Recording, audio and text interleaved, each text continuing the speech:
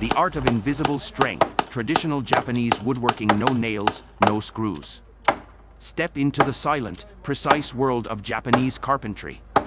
This video captures the mesmerizing moment of a Tsugite joint or Shikuchi connection coming together. A technique perfected over centuries to build temples and shrines that endure for generations.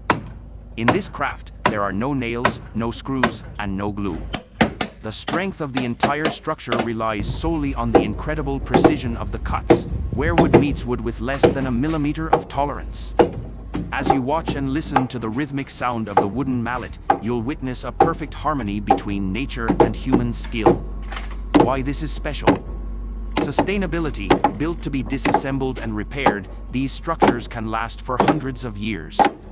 Resilience, the flexibility of these joints allows traditional buildings to withstand earthquakes. The sound ASMR, the deep, solid thump of the mallet is the sound of perfection being achieved. Experience a moment of zen and witness the dedication of a master craftsman.